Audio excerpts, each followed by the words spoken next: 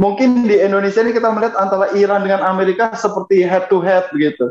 Tapi masyarakatnya tidak, mereka pakai Apple gitu.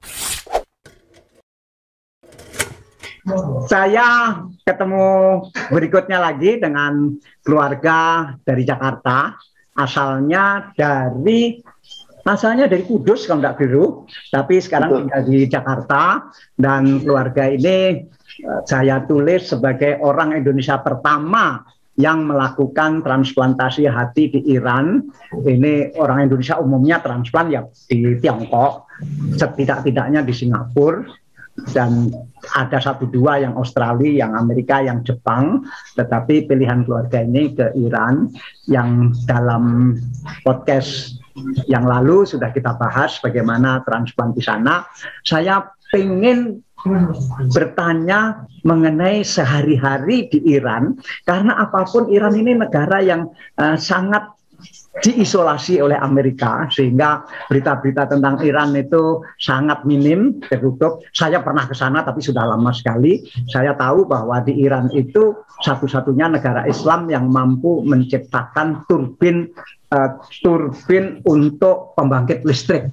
Karena diisolasi oleh Amerika, mereka tidak bisa beli dari mana-mana, mereka terpaksa harus menciptakan sendiri, membuat, dan ternyata turbinnya sangat bagus.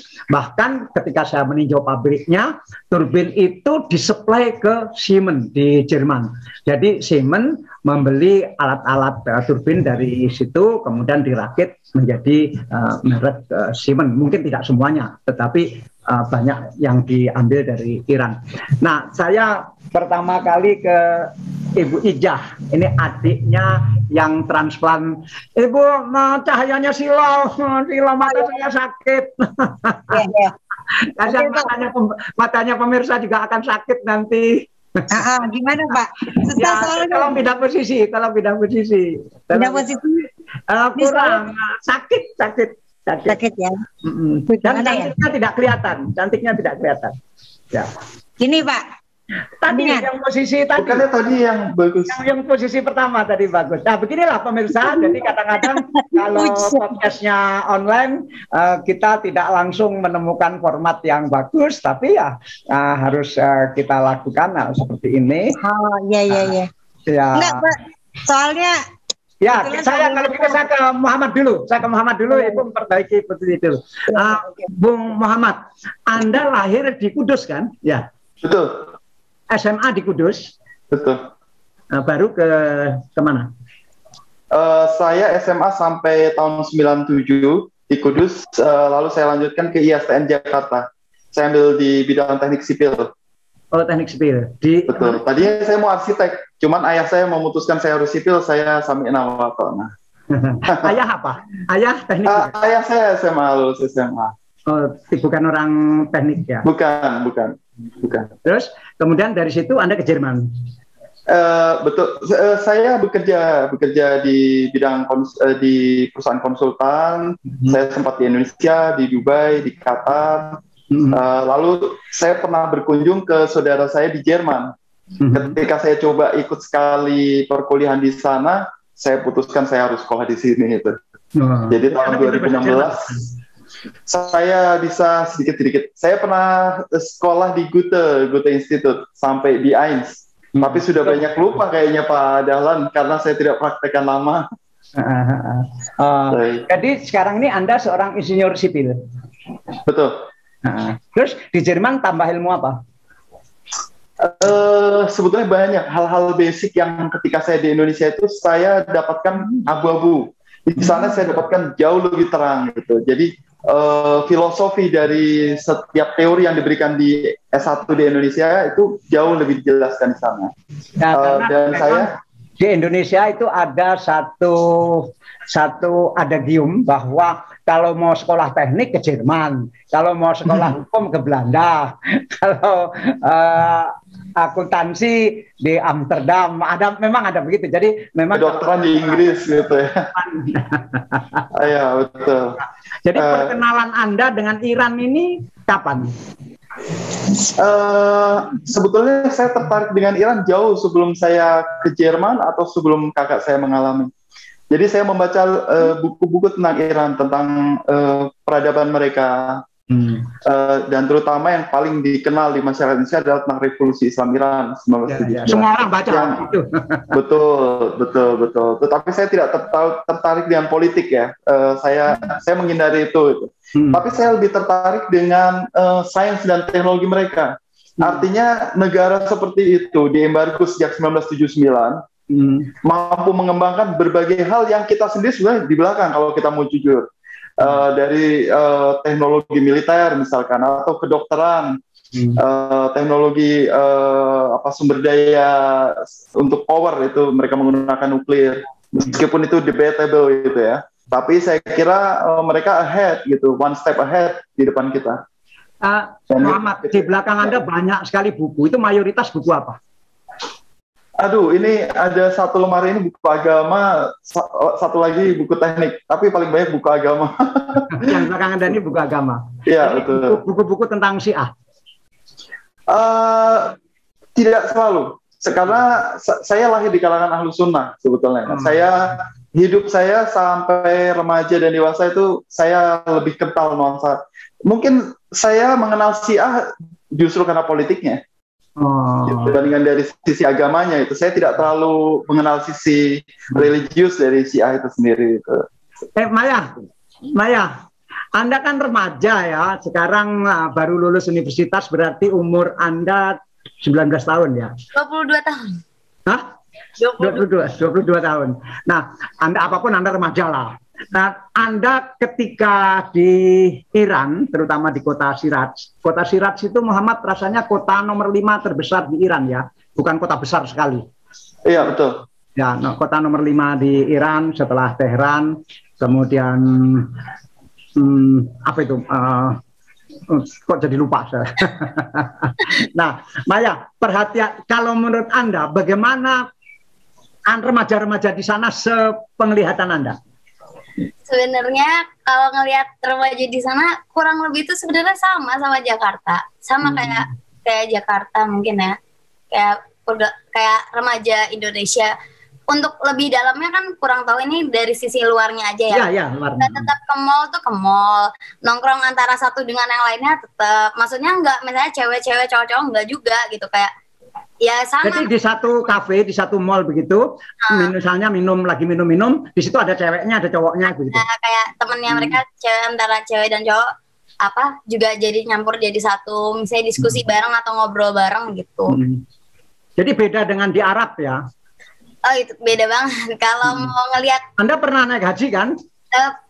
Itu udah lama banget. Mungkin pernah ke umroh sekali, itu juga masih kecil banget. Tapi Anda tahu di Arab Saudi bagaimana ya? Beda sekali ya? Iya, beda banget. Untuk sama Arab Saudi lebih ketat di Arab Saudi menurut aku ya. Gitu. Mungkin ini lebih kayak ke remaja-remaja, misalnya kayak kalau orang biasa ngelihat misalnya ada orang yang ke Dubai atau apa ya, kurang lebih seperti itulah. Nah, kalau misalnya mereka fast food, ada fast food? Fast food ada, mereka suka banget tiap makan apapun, misalnya burger, pizza, apapun pasti minum Coca-Cola, itu jadi nomor 1 kayak air. Iya, kemarin saya lihat di videonya Muhammad, ada Coca-Cola di sana. Itu pasti kan ini lagi musuhan sama Amerika, bagaimana bisa ada Coca-Cola? Makanya nggak paham, cuman itu tuh Coca-Cola, Pepsi, itu tuh udah kayak air putih sehari-hari, jadi makan tuh pasti Coca-Cola, makan Pepsi gitu. Mungkin begini Pak Dahlan. Ya, gimana mereka itu memisahkan. Jadi masyarakat mereka tidak seperti yang kita bayangkan. Mungkin di Indonesia ini kita melihat antara Iran dengan Amerika seperti head to head begitu. Tapi masyarakatnya tidak. Mereka pakai Apple gitu. Ya, pakai sepatu produk-produk Amerika. Karena seperti Dr. Malik Husaini misalkan, beliau lulusan Amerika juga. Gitu. Jadi tidak ada masalah antara masyarakat Iran dengan masyarakat Amerika, tidak ada masalah, dan itu harusnya kita contoh ya. Artinya harusnya seperti itu. Artinya problem itu adalah American administration bagi mereka gitu. Jadi mereka sekolah di Amerika, menggunakan produk Amerika, it's not a problem gitu. Maya, kalau burger ada di sana, Maya? Burger ada, cuma kalau untuk kayak McDonald nggak ada, KFC nggak ada. Kayak mungkin burger kayak ada KFC tapi namanya lain di sana diganti gitu. Tulisannya mirip KFC gitu. Iya, misalnya kayak makmum, tapi kan namanya bukan makmum. Di sana sepanjang yang Anda lihat wanita, remaja atau anak muda wanita itu tentu pakai kerudung yang tadi sederhana, artinya tidak hijab yang berikut itu, bawahnya pakai celana panjang. Menurut Anda persentasenya yang pakai jin dan tidak jin mana yang lebih banyak? Kayaknya lebih banyak yang pakai jeans deh. Pakai jin ya.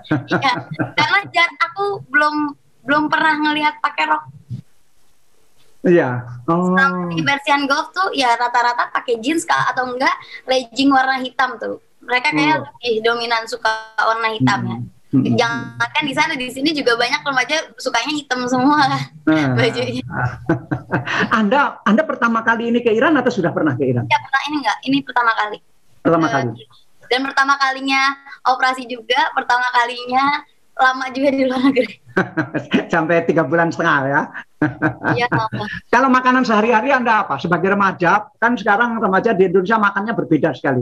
Anda makan sehari-harinya di sana bagaimana? Kebetulan kan emang aku kan doyan kuliner juga di Indonesia. Karena kayaknya di sana tuh agak kurang suka makanan Arab, mungkin selera aku terlalu Indonesia, terlalu Asia. Jadi kalau makanan di sana sehari itu biasanya kayak kebab. Kebabnya tapi jangan dipandang kebab seperti kebab Turki di sini. Kebab di sana tuh kayak daging yang dibakar. Sama nanti pakai roti yang namanya kayak roti prata gitu loh. Nah nanti baru dari situ dimakan sama nasi. Terus baru pertama kali waktu itu pernah ke ada salah satu restoran di situ. Kayaknya restoran paling enak yang pernah aku datangin, mungkin yang namanya Mano Cherry. Itu pertama kalinya yang namanya makan kayak leher kambing gitu. Tapi jujur enak banget, apalagi yogurtnya itu yogurt Shiraz tuh terkenal enak. Ya, baik. Hadijah. Halo. Kayaknya. Halo, Ilan. Oke. Nah, kalau minum kecuali Coca-Cola dan Pepsi gitu, apa yang populer di sana? Kopi? Teh. Oh, teh ya. Kami mama salah satu pecinta teh sana. Jadi kalau mau nanya teh enak ke Iran. Mereka tambahkan ini padahal, mereka tambahkan semacam kuncup. Bukan, kuncup bunga mereka menyebutnya bunga Muhammadi, itu seperti bunga mawar. Jadi masih dalam bentuk, iya betul, namanya bunga Muhammadi itu seperti kuncup. Mereka hanya ambil kuncup. Jadi sampai dikeringkan begitu masih dalam bentuknya seperti kuncup. Dan itu mereka campurkan ke dalam teko, itu baunya memang harum gitu. Harum sekali. Jadi beda dengan berbeda. Jadi saya sering bikin teh dikasih kapulaga, enak juga. Tapi ini beda. Beda. Itu teh Irani. Sebenarnya kalau di dunia Arab ada teh Iran atau teh Irak. Kalau Irak mungkin lebih kental dan pekat gitu. Kalau Iran mungkin lebih light. Tapi mereka tambahkan itu. Kita belum on ya. Oke. Nah, kembali Maya karena remaja di sana. Anda sempat kenal nggak dengan remaja di sana? Ada. Karena 3,5 bulan loh Anda di sana. Bahkan kayak temenan. Oh, temen? Iya. Cewek? Iya, cewek. Dia kebetulan jadi dia ternyata sempat mau operasi juga, dia juga sakit liver. Pas banget dia tahu ternyata kita bisa bahasa Inggris, terus dia nulis surat ke mama awalnya dan ternyata itu. Jadi yang tidak melihat podcast saya yang kemarin, Maya ini umur 22 tahun mengabdikan hatinya, dipotong untuk diberikan kepada ibunya ya, karena ibunya kena sakit kanker hati yang harus ditransplant, sehingga ibunya Maya ini ditransplant mendapatkan 40% hatinya Maya ini. Nah, bahasa Inggrisnya bagus si teman Anda itu. Iya, dia bahasa Inggrisnya bagus. Bagus ya. Anda nggak tanya di mana dia belajar bahasa Inggris? Dia kebetulan dia katanya sih emang ngambil kursus bahasa Inggris karena keinginan dia pengen kerja dan kuliah lagi di Singapura. Oh, cita-citanya dia mau pengen kuliah di Singapura. Ya. Dia sekarang masih SMA. Iya, kebetulan dia masih SMA tapi badannya lebih besar dari aku. Yalah, orang sana kan lebih besar. Dia kerudungnya juga sama dengan Anda begini. Iya, bahkan dia kan punya poni yang ala-ala Korea. Iya, iya. Poni rambutnya lebih kelihatan ya. Iya. Juga pakai celana jeans. Ya, bahkan yang aku kaget, aku kira di Iran itu kayak permusikan apalagi permusikan Korea ataupun musikan mana tuh nggak masuk ya. Sempat kayak ngomongin kayak dia nanya, "Are you like BTS?" Dia kayak ngomong suka BTS, terus kayak aku kayak kok tahu BTS? Aku kira kayak nggak tahu gitu. Oh, mereka tahu BTS? Mereka tahu.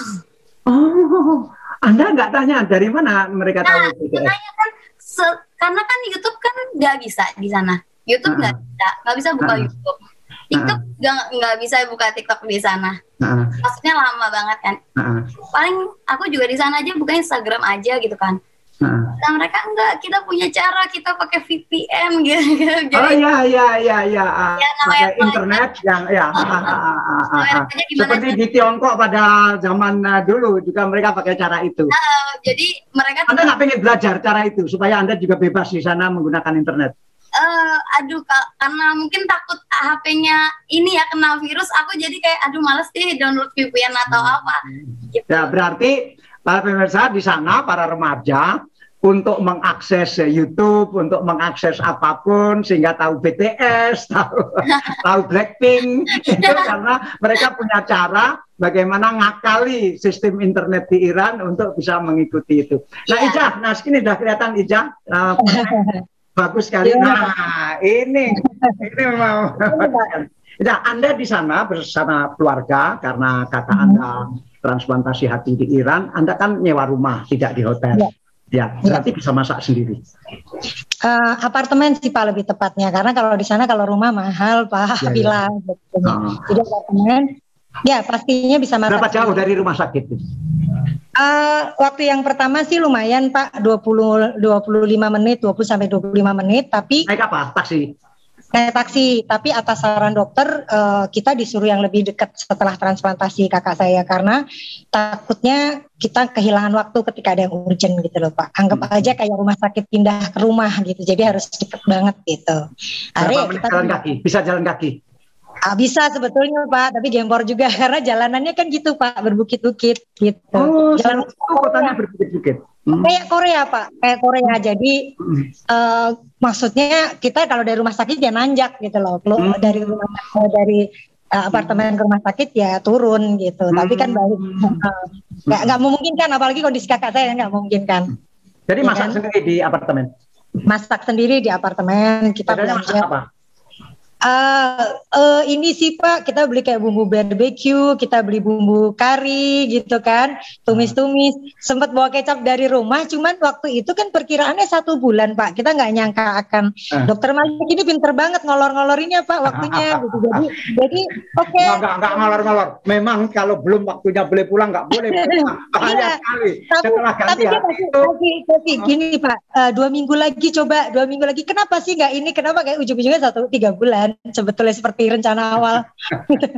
Jadi itu kan kita perkiraannya 1 bulan. Bawa bahan makanan kan nggak mungkin Pak sebanyak itu juga ya. Walaupun kita bawa dendeng lah, apalah abon, kecap juga airnya lama-lama habis. Ya kebetulan itulah Pak. Kita tuh nggak pernah tahu rezeki datangnya dari mana Pak. Sepupu saya dari kota lain. Itu nggak cuman kirim, tapi beliau datang sendiri membawa 1 tas koper besar makanan Indonesia. 1 tas koper besar itu tuh, dia taunya 3 minggu, tapi akhirnya kita perpanjang dan cukup untuk 2 bulan berikutnya itu. Jadi kalau ke mall, makan di mall begitu, dibanding Jakarta mahal mana? Waduh, jauh Pak. Oh ya. Jauh, kita nggak. Mohon maaf Pak, kita nggak mikir nyemplungin ke itu troli. Hampir nggak ngecek harga karena kan mata uangnya hancur Pak. Iya ya, mata uang Iran jatuh sekali. Iya jatuh sekali, kasihan sih sebetulnya kalau buat jatuhnya kan mereka mestinya kan menaikkan harga yang disebut inflasi itu? Enggak ya? Enggak tahu Pak. Pokoknya gini. Jadi Anda kalau belanja ambil gitu, murah sekali. Ambil Pak. Satu troli itu saya beli paling 7 juta rial, 10 juta rial. Jangan lihat juta-jutanya ya Pak, karena per 2,5 juta itu 150.000 gitu Pak. Coba hitung sendiri. Wah, Anda ke surga. Ya Pak ya. Bayangin satu troli penuh 10 juta itu berarti kan 600.000 gitu Pak. Itu udah ayamnya masuk, daging udah berapa yang gini, yang daging burger, yang buah-buahan. Kalau pakaian murah mana? Waduh. Jadi di sana itu ada misalnya kayak di Persian Gulf itu ada toko namanya Zilan. Itu dalamnya tuh sebetulnya gabungan kayak Zara, Stradivarius, kayak gitu-gitu deh. Terus H&M di situ semua. Itu Maya tuh kalau milih satu, dia kan saya cepet tuh Pak kalau hitungannya. Hijau 3 juta berapa? 175.000. Ambil. Hijau ini 2 juta berapa?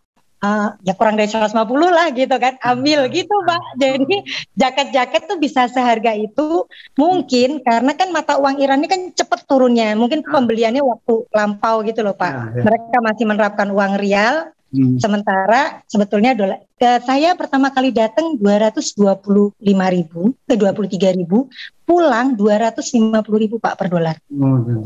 Cepat sekali merosotnya ya. 3 bulan merosot. Dan sekarang saya cek kan saya masih terhubung sama money changer itu ya, yang paling bagus. Intinya dia kasih harganya dan menurut sepupu saya benar dia ngasih harganya. Itu hampir 270 Pak sudah. Kasihan sebetulnya buat untuk rakyat Iran itu berat. Ini kerudung ini Anda beli di sana atau dari Indonesia? Enggak, saya kayak lupa deh di Singapura. Jaketnya ini jaket ya? Enggak. Anda pakai jaket? Kayak ini kaos panjang ya, kaos beli di sana? Enggak sih Pak, enggak beli di sana. Saya malah enggak beli di sana Pak, enggak sempet mikir. Ya Indonesia. Enggak, tapi saya beliin orang. Kalau kerudung sih ya udah tahu sendiri Pak, dengan harga gitu kan nggak mikir juga Pak masukinnya. Kita bisa gini Pak. Itu made in Iran ya? Apanya tuh? Pakaian itu made in Iran. Enggak, kan kayak H&M, Zara itu kan produksi bukan Iran juga Pak. Zara ada tokonya di sana? Nah kan saya bilang satu toko namanya Zilan itu isinya ada Zara, H&M. Terus tadi seperti Zara, ternyata Zara beneran. Enggak, Zara beneran. Jadi itu benar-benar produk-produk luar di situ semua. Tapi harganya itu ukuran uang kita ya segitu. Kebetulan harga mereka tuh ya mahal. Yang masuk ya sepi karena kan kondisi lagi gini Pak keuangannya mereka. Tapi buat kita ya uang kita gitu loh Pak. Kita diuntungkan karena kurs. Kalau Anda lagi di jalan-jalan gitu, mobil-mobil di jalan raya itu umumnya mobil-mobil bagus atau mobil-mobil jelek? Mobil Iran sih Pak. Mobil lokal. Kalau yang mobil luar itu second biasanya. Oh, maksudnya mobil nasional Iran gitu? Iya, mobil nasional Iran. Kalau menurut Muhammad dia udah cukup bagus banget. Kalau yang Matic mereka beli second dari luar, dari Dubai, karena kan Siras Dubai itu kan cuman berbatasan laut Pak, Selat. Iya. Kirim dari Dubai gitu. Tapi kebanyakan sih mobil-mobilnya mobil Iran. Ya bagus-bagus juga sih Pak sebetulnya gitu. Kalau Anda naik taksi tadi, mobilnya mobil Iran, taksi mobil Iran. Taksinya mobil Iran. Kebanyakan mobil Iran. Ya udah nyaman. Pakai argumeter gitu. Pakai Snap Pak saya. Pakai Snap. Gojek. Gokar. Kalau kita itu Gokar gitu. Saya pakai. Pakai apps, sudah pakai apps ya. Jadi saya nggak mikir nawar, nggak mikir harganya dimainin. Pakai aplikasi. Ya, tapi mereka memang itu sih Pak rata-rata jujur. Kita kan suka nggak ngambil kembalian ya Pak, nggak tega kembalian mereka itu nggak ada artinya sebetulnya Pak, ya kan? Masa dibanding uang kita. Tapi mereka tuh suka panggil Pak, kadang kita udah jauh tuh dipanggil cuma mau ngembaliin 20.000 rial gitu kan. Kamu lupa gitu. Padahal kita udah kasih kode no. Padahal gitu. maksud Anda ini ambil aja gitu. Iya gitu, karena kan sebetulnya jatuhnya itu cuma 1.000-2.000 uang kita Pak gitu loh. Buat mereka mungkin agak besar, tapi kita kan suka kasih tuh mereka manggil-manggil lagi gitu. Ya, rata-rata sih orang Iran jujur. Hanya beberapa yang lahir di Jakarta. Siapa? Anda? Saya. Ya. Enggak Pak, saya lahir di Kudus. Kudus juga.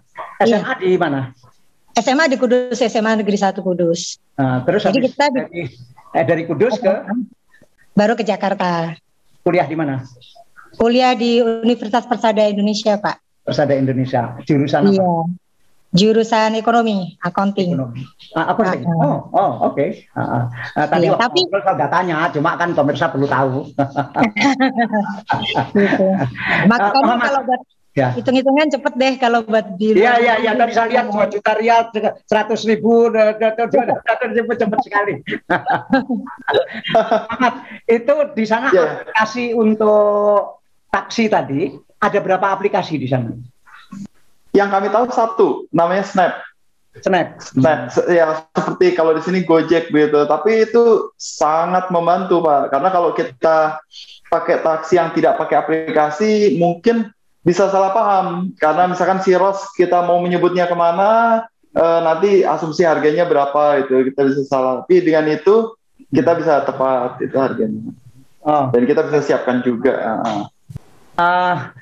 Maya, ada sepeda motor di jalan-jalan di sana? Ada, cuman nggak banyak. Nggak banyak. Nggak banyak. Dengan Jakarta banyak mana? Jakarta luar biasa. Jakarta luar biasa. Nah, Maya, jadi Anda selama di sana pakai handphone yang Anda bawa dari Surabaya, dari Jakarta? Iya. Anda merek apa? Pakai merek apa? iPhone. Di sana berfungsi. Berfungsi kok di sana. Yang jadi kendalanya mungkin aplikasinya, kayak misalnya kartunya. Anda sampai di sana ganti kartu? Nah, kebetulan saya nggak mau ganti kartu sana, karena ganti kartu sana tuh ribet.